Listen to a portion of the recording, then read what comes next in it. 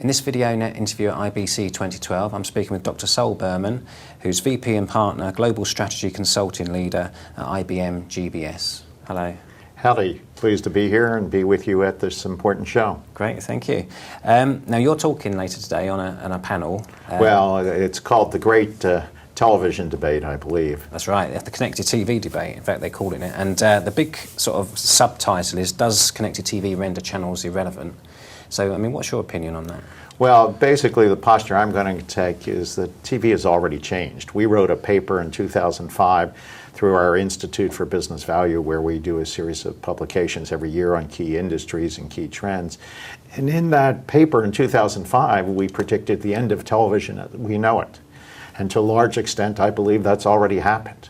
Now we can debate the over-the-top and the connected TV and how much penetration that's going to make, but we already have data that says watching content is no longer tied to a time and place or to a regular scheduled event as it used to be. It's no longer tied to an individual screen. You can watch it on different screens in different places. We think that capability, that capacity is only going to expand. There's going to be more and more connectivity through more and more kinds of devices. So we think it's old-fashioned to call a television set television. You will continue to, we believe, to watch content like television, video content on all forms of devices, and we believe the demand for video content will grow, but the idea of a television set to us becomes like a phonograph. It becomes a device that is what we used to listen or receive that content on. So is that the end of television? We think it's already the end of television as we knew it back in 2005. Well, in terms of the television ecosystem then, I mean, whose content are we going to watch? I mean, that's a good place to start. Is it the broadcaster or is it the Netflixes of the world? I mean, we've heard about the cord cutting. 2 years ago, everybody was very scared of it, much less so this year or now. I mean, you know, is the future still rosy for platforms as they stand today? Well, cord cutting is happening, will happening. The industry likes to deny it, call it cord shaving, blame it on the economic downturn. But what their numbers don't pick up is the new household formation, or the people just getting out of college, or the young couples who don't have children, and they are not subscribing to cable or satellite in the way they did in the past. So they're deferring, in many cases, that subscription to they have children or a broader family environment. So I can tell you personal stories of where I bought my daughter, for example, when she first moved to New York out of college, an HD TV set, and she used it to play Wii. She never plugged it into her cable box, and I was fascinated and amazed, and I said, well, how do you watch television? She said, I watch television on my PC. So increasingly, this is sort of under the covers. It's not being picked up in the numbers. It is happening. Channels are very important. Platforms are very important. But the platforms may not be the traditional broadcasters in the past. Now, they still have their content. And HBO was announced this last week that you can get HBO on the go in the Nordic market anyway without having a cable or satellite subscription. So, you know, it's broadcast content they've created. But it's not connected to a traditional television environment. Yeah, I mean, that's an interesting development because until recently, the big channel brands, they had decided at least 2 years ago that they would stay on the side of pay TV and they wouldn't disrupt that market and they would do it with the TV Everywhere bundle. So do you think that sort of points to things changing again now? Yeah, and I think they will. I mean, you know, go back to the music industry, which I worked in the late 90s and worked with the industry trying to anticipate some of these issues. The consumer wanted singles. The industry wanted to sell them CDs. The industry's response when the consumer wanted to break apart the album and buy the singles was put them in jail. That strategy was not a good strategy. We believe and we advise our clients you should figure out a way to monetize what the consumer, who is increasingly in control, wants to do as opposed to trying to prevent them from doing what they want to do. We would argue today that music is more popular than ever. More people listen to music. I can also demonstrate to you more money is made off of music today than ever.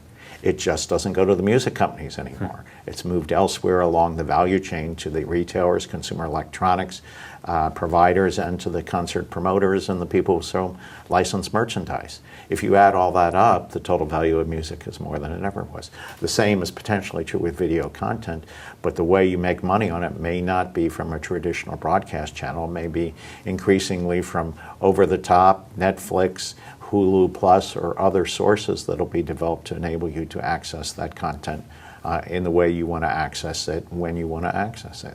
So do you think we could see much more a la carte? And if you like particular pay channels, there will be a way to actually go and get them without your operator? Well, I had a discussion with somebody in the industry about this last week. I've been an advocate of this since 2006. At NAB in 2006, I was asked what's one of the major threats or changes out there in the future, and a la carte is what I spoke to. There are places in the world now, such as India, where you can buy your own package of 10 channels. You pick the 10 channels you want in your package.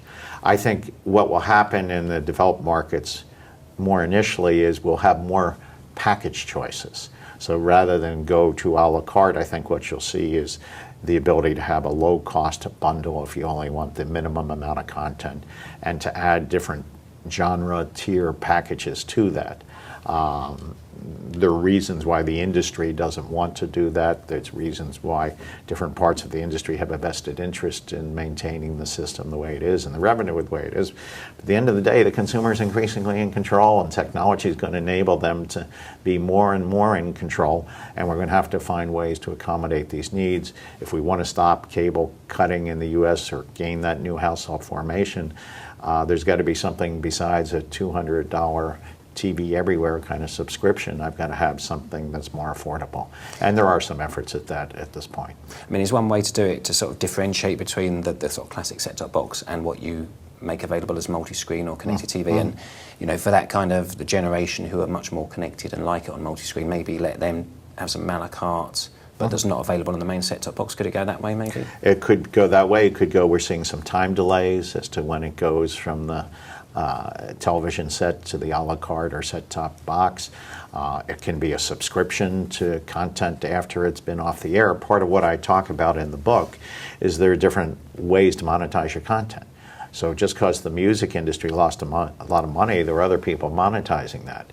So increasingly we have to think, and our data says it's pretty even, a third of the people might like to pay through watching advertising.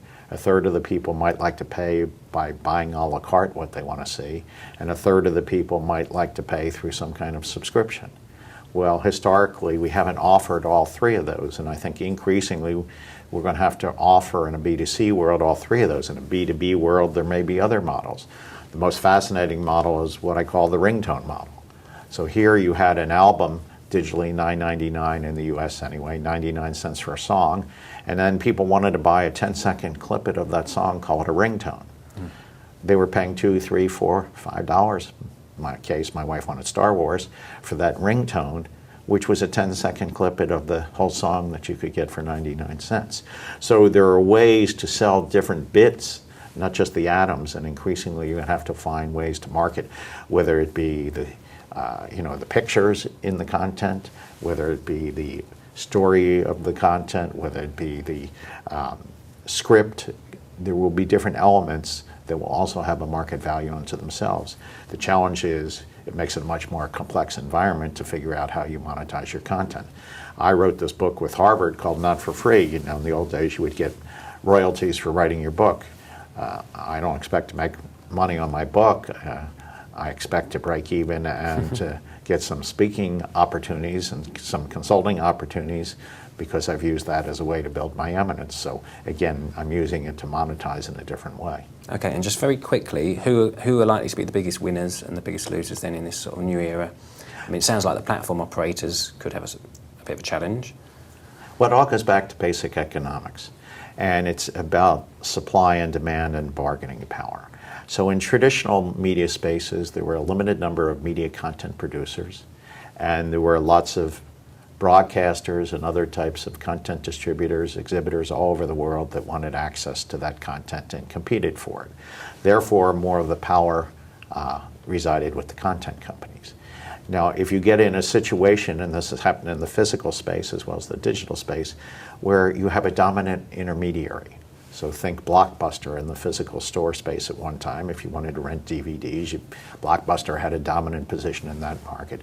They were able to negotiate a different set of terms from the content companies and get more of the value than traditionally would have been provided.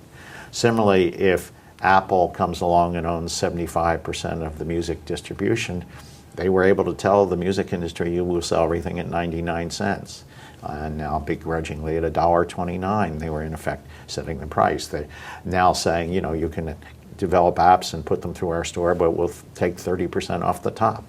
Why? Because they're the dominant intermediary. Netflix could become a dominant intermediary, particularly if they had a red button on your set-top box and everybody else didn't.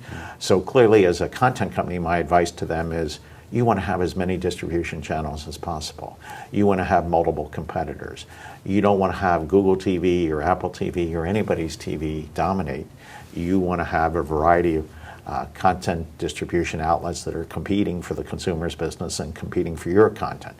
That's how you win. Now, the challenge is the consumer would like everything to be simple, and the consumer would like everything to be interoperable. So then you get into the question of, do you do that through a proprietary system, as some are doing, or do you get to that through some sort of standards that are shared and everybody has a piece of, but are interoperable between different devices and different platforms? But clearly, at the end of the day, it's about the experience. And whoever creates the experience the customer wants, consumer is looking for, consumer values, is going to get more of the money at the end of the day.